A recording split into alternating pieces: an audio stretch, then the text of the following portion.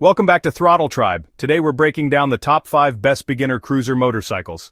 If you're new to riding and want something laid back, stylish, and beginner friendly, without the intimidating speed of sport bikes, this list is for you. From reliability to cool retro vibes, these cruisers are perfect for riders who just want to enjoy the ride.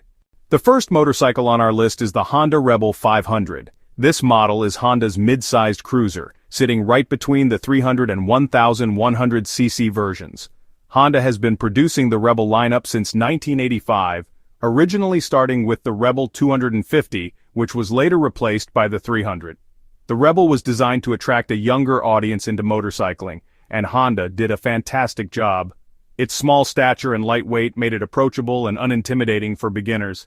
Many riders actually learned on a Rebel 250, often dropping it during their MSF course, a rite of passage for countless Rebels leaving the Honda factory. Following the success of the 250, and after experimenting with the Rebel 450 in the late 80s, Honda introduced the Rebel 500 in 2017. The 500 bumped displacement to 471cc in a liquid-cooled parallel twin engine while maintaining the relaxed cruiser geometry that smaller or newer riders love.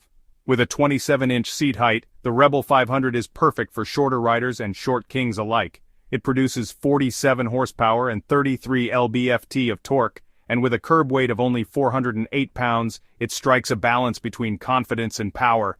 Its 6-speed transmission and 95 miles per hour top speed make it capable enough for city streets and even some highway cruising.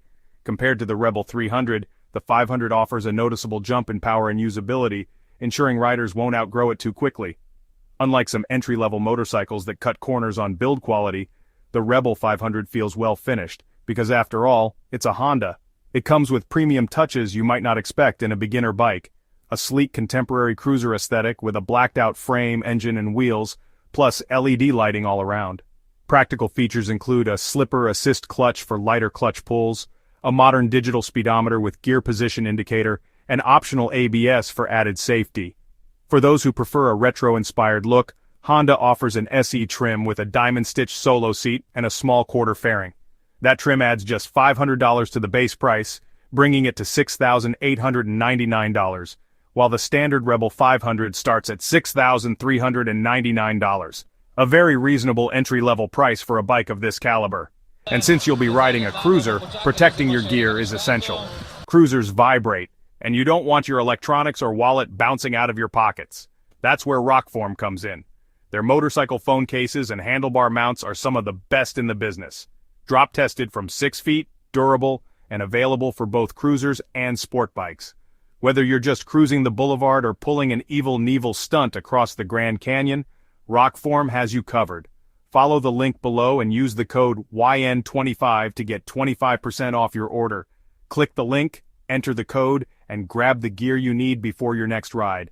And before we move on to the next cruiser on our list, don't forget to like this video and subscribe for more unbeatable motorcycle deals. The next motorcycle on our list of the best beginner cruisers is the Yamaha Bolt R-Spec. The next motorcycle on our list of the best beginner cruisers is the Yamaha Bolt R-Spec.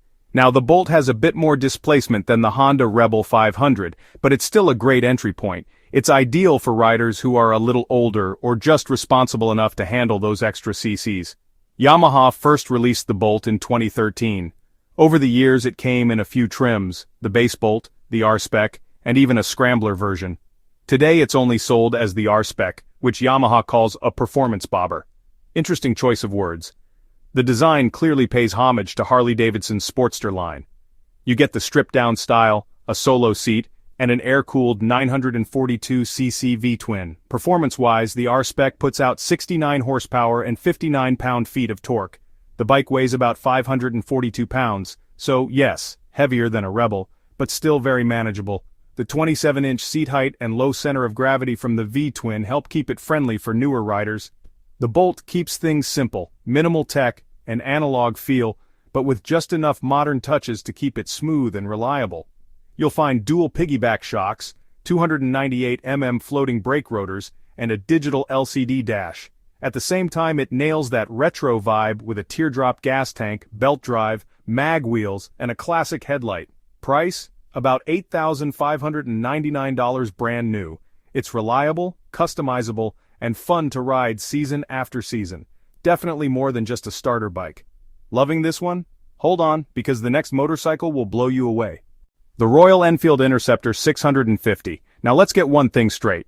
This isn't a full-on cruiser in the traditional sense. It's got mid-controls, flat handlebars, and a parallel twin engine.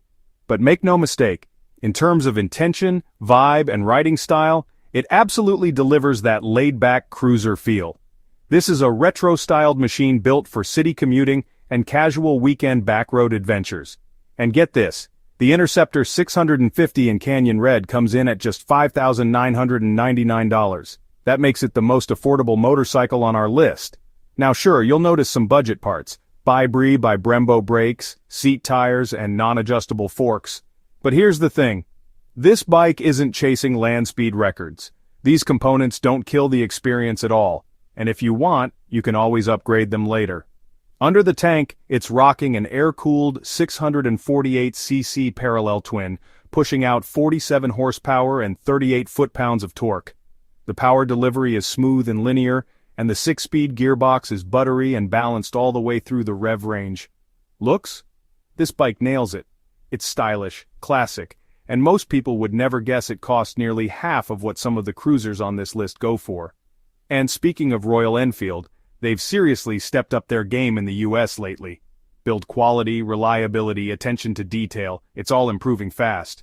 That's exactly why we had to pick one up ourselves. Yep, you heard that right. We actually have a Royal Enfield Interceptor 650 in our beginner bike lineup right now, and if you think this one's cool, just wait. The next bike is even more exciting. Under the tank, it's rocking an air-cooled 648cc parallel twin, pushing out 47 horsepower and 38 foot-pounds of torque. Alright, let's talk about the Indian Scout 60. Indian has been building the Scout for over a century now. Yeah, more than 100 years. Which actually makes it just a bit older than Suzuki's DRZ 400. But the version we have today has been around since 2015, after Polaris bought Indian and gave the Scout lineup a complete refresh. Back in the day, the Scout was one of the most popular motorcycles in America, right up until World War II. After that, Indian's legacy kind of faded.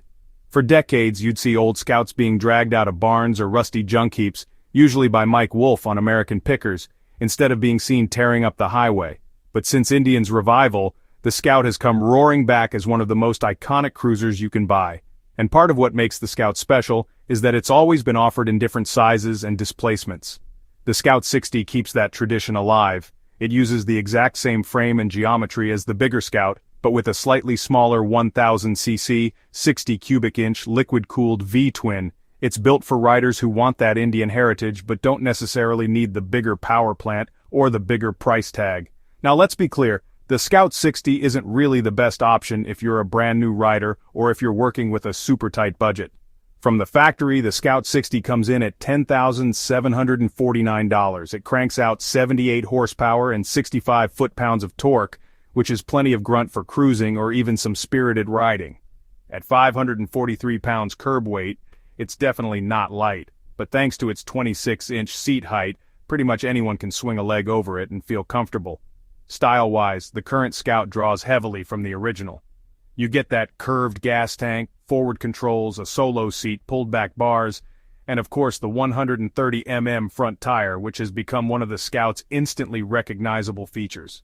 On the tech and hardware side, you've got a 299mm front brake disc with dual piston calipers, a single piston caliper in the rear, preload adjustable shocks, and a digital dash with both a tach and speedometer. It doesn't go overboard with rider aids or electronics, which honestly fits the character of the bike. But if you want ABS, it's available from Indian for an extra $900. Now, compared to the standard Scout, the big difference here is the engine, 1000cc versus 1130cc, and the transmission. The Scout 60 comes with a 5-speed gearbox instead of a 6-speed. Aside from that, it's nearly identical to the bigger model, which makes it one of the most well-put-together and best-balanced bikes in its class. The last bike on our list is the Harley-Davidson Sportster Iron 883. Honestly, it's hard to make a cruiser video and not mention Harley. Like Indian, Harley has been building the Sportster for decades, and it's become the go-to entry-level cruiser for riders who want a real bike. Ignoring the newer Sportster S and Nightster models, the Sportster has stayed mostly true to its roots since the 1980s. Today, it comes with a 5-speed transmission, fuel injection, and more stylish looks. But it's still very much a classic. The Iron 883 is beginner-friendly in almost every way. Except for its price tag of around $11,249 brand new. The good news? These bikes are often someone's first Harley before they move up to a Softail or bagger, so low-mileage used models are easy to find. The 1200cc version is also a solid option if you want a bit more power. Speaking of power, the Iron 883 packs an 883cc air-cooled V-twin, producing about 50 horsepower and 54 lb-ft of torque, weighing 564 pounds wet. Sportsters are legendary for customization. With a massive aftermarket, you can upgrade nearly anything on the Iron 883, and while it's a bit heavy and slightly underpowered stock, it handles surprisingly well for a cruiser. Thanks to its low center of gravity, narrow frame, and midfoot controls, it's easy to ride. And while you'll enjoy its 27 degrees of lean angle, the only thing you might drag are some leather tassels. Fun fact, water sounds different depending on temperature. Warm water has energized molecules, making it thinner, which creates a higher-pitched pour than cold water.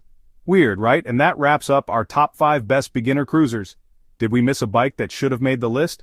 Drop it in the comments. Don't forget to subscribe for more motorcycle content, and ride safe. See you in the next one.